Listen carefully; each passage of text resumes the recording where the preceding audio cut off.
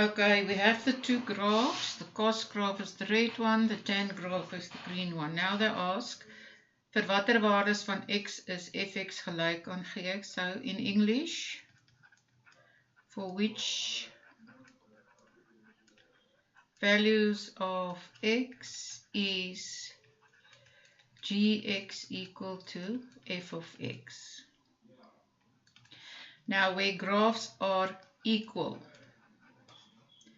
waar grafieke gelyk is, dit is waar hulle sny, where they cut, waar hulle sny. So waar sny f en g? Where does f and g intersect? At the point D, 60, 0. So therefore, x is equal to 60. Right.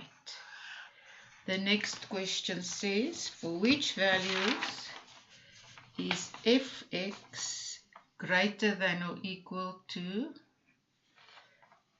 gx? Vir watter waardes van x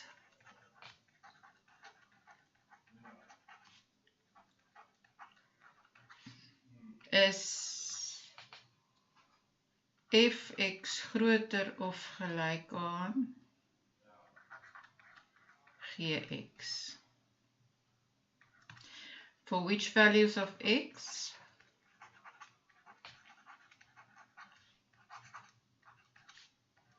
is f of x greater than or equal to g of x? Okay. So if you read it in plain language, where is f of x above g of x?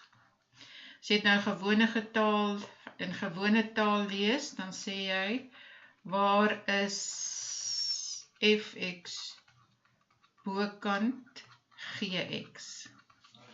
As jy nou die grafiek kyk, van die begin af tot by D, is die rooi grafiek bo. En wat is D? D is 60 grade. So it is vir x kleiner, en hy stop by 180, nee? So dit beteken, dit is vir x,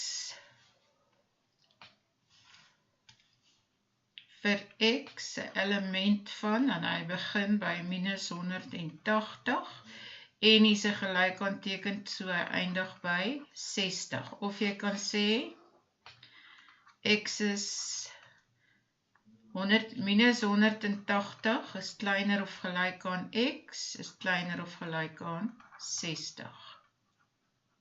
So kan jy dit ook sê.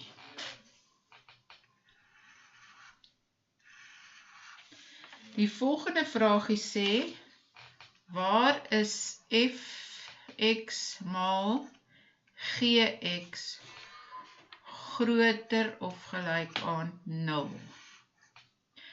Goed, groter of gelyk aan 0, groter of gelyk aan 0 meen positief. Nou wat gee vir jou? Positief maal positief gee vir jou groter of gelyk aan 0. Of negatief maal negatief gee vir jou groter of gelyk aan 0. Nou gaan ons op die grafieke bietjie kyk.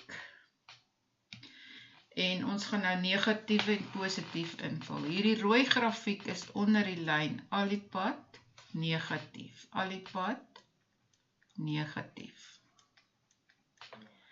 En hierdie groen grafiek is ook alipad negatief. Tot daar. Nou kyk ons, waar is hulle positief?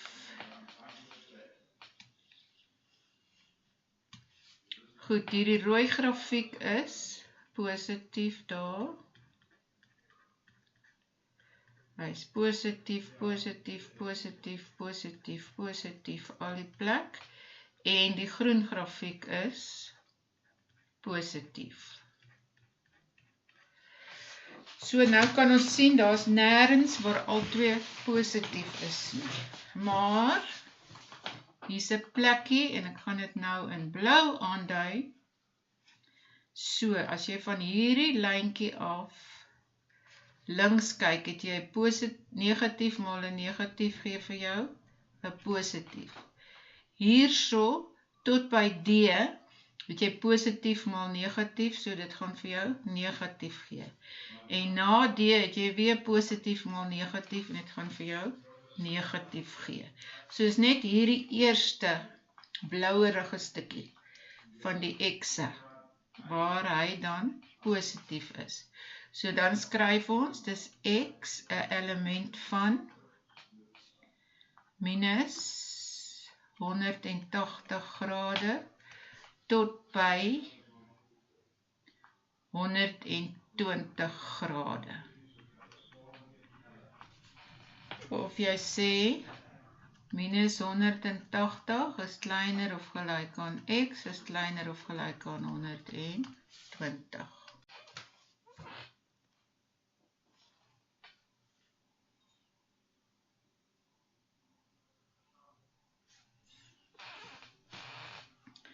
That points we call die buigpunte.